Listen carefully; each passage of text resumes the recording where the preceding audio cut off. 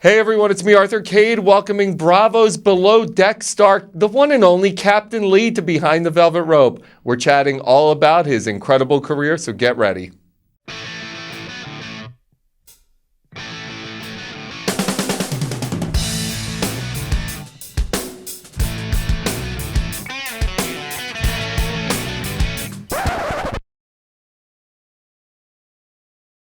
Hey everyone, it's me, Arthur Kade. So just telling Captain Lee from Bravo's Below Deck, all my friends are obsessing over you this weekend, man. It's got to be such a blast. It's just, just being a captain is ordinary now. You're a TV star, right? It's more fun this way. Yeah, I guess so. I don't really look at it in that fashion. I kind of view it like I'm just a captain doing my job and getting filmed while doing it, but I guess the rest of the public view it differently. His wife's in the room. I'd be saying, hey, I don't look at it that way either. Meanwhile, she walks in like, dude, it's the coolest thing ever. Congratulations on the show. It's become an extreme fan favorite. I was reading your bio. I'm always curious because obviously it's one thing to see the show, but you're a professional captain. I mean, you really sail boats and this is your vocation, your career, your passion. So when did you realize this is what you wanted to do? In my mid-30s is when I realized that's late. what I wanted. Yeah, career change in mid-30s is pretty unheard of, at least then it was. Oh, I know all about it. And then to decide that you're going to do something like that from, coming from a restaurant background and previous to that a construction background, and then all of a sudden you want to be a captain on what? And do what, where? It's just it was quite a leap. How hard is it to break into that industry? I mean, we obviously see you on TV now, but how many of yous are there across the country, across the world? How many Captain Lees exist? I would say no more than 5,000 to 7,000. It's not a lot at all. That's it. There's only 5,000 to 6,000 mega yachts in the world. So, how do you break in? How do you become? Okay, you have this late start. You're now catching up. How do you become one of those people? It's fairly difficult. In order to get your license, the Coast Guard has stringent requirements. You have to serve 720 days at sea in order just to be able to sit for your first exam. And that gets you a little bitty license that'll let you drive something 40 or 50 feet. And so you don't really get into the good money, and you don't get into the big boats until you get upwards 500, 1,600 tons. And your initial license when you start out is maybe 50 tons. So there's a graduation process that you have to go through and a learning process that you have to go through that all takes time. And you really have to want it and stick with it. Is the money dictated by the size of the boat? Yes. Money is dictated by the size of the boat. The larger the boat, the larger the paycheck. That's awesome. Why is that? Is it harder to pilot a mega yacht versus a 52-foot, mini yacht?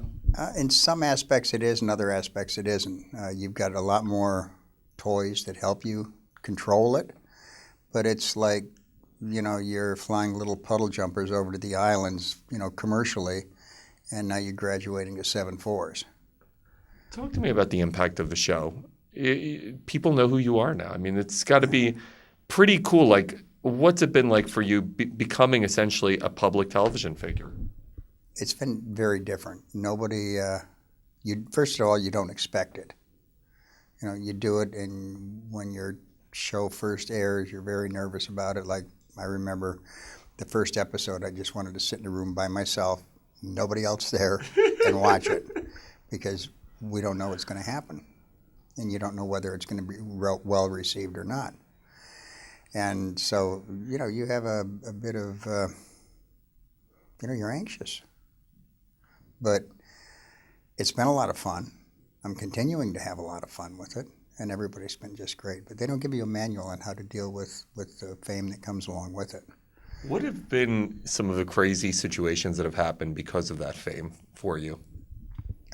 Well, the music they play in the Stud of the Sea commercial, I'll never listen to Barry White the same ever again. That'll never happen. I'll always have a different slant on that. And just walking down the street and people stop you. It's just I remember the first time, how when you go out and you're sitting there and you see somebody, you feel somebody looking at you, and you don't quite know why, and you catch them from across the room, and as soon as you look at them looking at you, they look away. Well, this happened at a restaurant, and my wife and I were out to dinner, And all of a sudden it dawned on me, they're looking, I'm like, what are you looking at? And then they came over and they said, can we get a picture with you? I said, well, sure. And it was comical. And then one of the girls that worked at the restaurant, she wanted to have her picture taken as well. And she was just a young girl, a bus girl. And about 15 minutes later, and this put it all in perspective, this is what helps to me keep you grounded. She comes back with a piece of paper, and I thought, well, maybe she wanted an autograph. She goes, no. She says, would you write your name down? She says, I know you're famous, but I just don't know who you are. So That's awesome. Yeah, How do you react to that? Like, I thought it was hilarious. Oh, I would so play it down and be like, I'm not famous. Like, but It just puts it all in perspective for you because you're really just somebody doing your job. Is it hard to remain grounded when things like that are happening? Do you find yourself, the wife, she does it? She does it. She keeps my head out of the clouds where it should be. If she wasn't around, how different would it be? Not that we don't want her around, but if she wasn't. I don't know. It'd be a lot more difficult. I think it'd be a lot more difficult. I probably wouldn't be having as much fun. How about dealing with the crew? You got some personalities on these ships, man. It's crazy. How are you able to manage it all? Because one of the things that you have to do outside of piloting a boat is you have to be the leader of the boat. Yeah. How do you manage it all? Patience. Patience, and you try Sound to, like my boss. Yeah, you try to reflect back on, what they're going through and try to remember back that, how you dealt with it when you were in that same situation. And as I started later, it's hard to relate to kids 21, 22 years old that are having all of these different things come at them all at one time. And some of them, some of them are millennials and they have a certain degree of entitlement attitude about them where, I've got this coming. I deserve this. Well, excuse me, you haven't done anything yet, so after you do something, then we'll see what you deserve. But you get a real cross-section of personalities. When you find that one that just like, I'm just glad to be here. I want to work. I want to bust my ass. I want to make something out of it. I'm really excited about it. Those are the ones that you like to latch on to. Has it opened other opportunities for you, the visibility? Sure it has. And, I hopefully in the future I'll be able to, capitalize on some of those.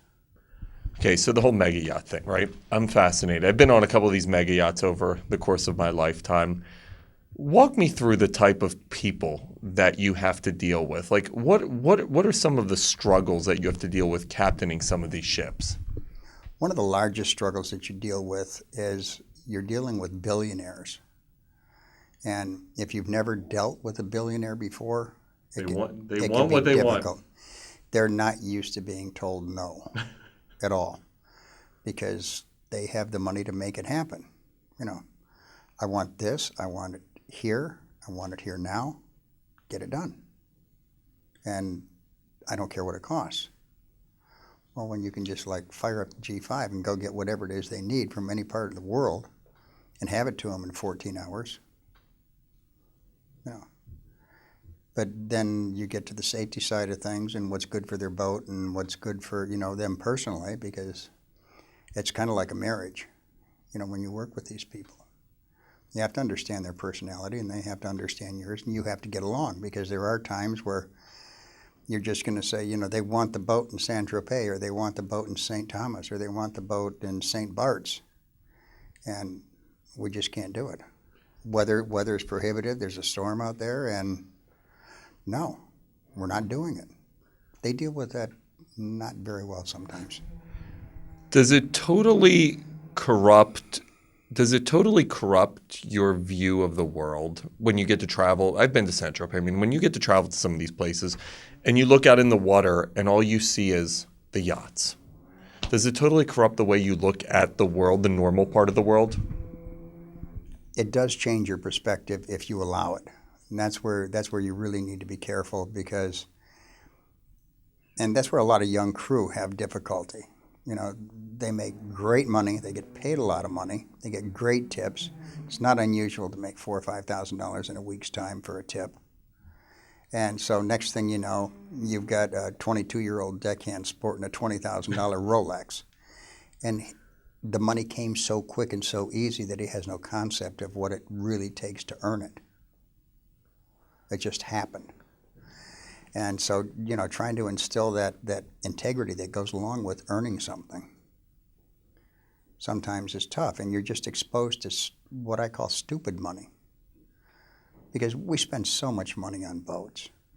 I mean, we'll stop in and fuel up and spend $100,000 just loading. It's mind-boggling. Just loading on fuel, and it'll take us 4.5, 5 hours to fuel up. In 5 hours, we spent $100,000. And we'll cross the Atlantic and we'll spend another $250,000 just because one person wants their boat in the Med for this season. We'll spend $1 million. He'll spend $1 million or $2 million, $2.5 million on a 165-foot boat every year, just on crew, maintenance of the boat, provisions, feeding the crew, uniforms, if the boat never moves. Favorite person you've dealt with? Favorite famous person you've dealt with as a captain? Probably Luis Miguel. The singer? Yeah. He was just a great guy, very personable, easy to get along with, wasn't pretentious, wasn't demanding. He just wanted his privacy and wanted to relax. I'm sure you won't name who the worst was, but tell me the worst experience you've had without naming the person. That would be the condescending, newly rich and newly famous person that just wants what they want. And don't you know who I am? The worst. Oh, hate them. They're the worst as celebrities, too. We talk about this on red carpets all the time. You deal with, like, the old Hollywood guard, the George Clooney's, the Warren Beatty's. They can't be better. Like, they're pros, they're nice, they get the game. They treat you like you are gold, each and every single person. Mm-hmm. But then some of the new Hollywood people, and you're just like, they look down on you like you're like awful. And it's like, seriously? It's awful. You guys deal with the same thing. You want to just like put out a sign, you must have clue. You got to get it. And a lot of them don't. Does the corporate side ever affect your passion for what you do? Not really. I have the best damn job in the world. I mean, I go to exotic locations. I get paid a lot of money, and it's a lot of fun. It still hasn't lost its luster for me. God, I get up every morning, and I've got the ocean right there. Is it difficult with the family? Is it difficult with a wife to be away all the time? Early on it was, and I don't travel now as much as I used to, so it's a little bit easier. But I actually think when you're away, it actually can strengthen your marriage. I think that when you're away, if you're around all the time, that maybe you start taking things for granted that you shouldn't. And so when you're away for a certain period of time, you miss those little things, and you go like, gosh, I wish I was home with my wife. Great stuff, man. I'm going to give you a high five. Great answers. Everybody make sure to check out Below Deck on Bravo. Congrats, man.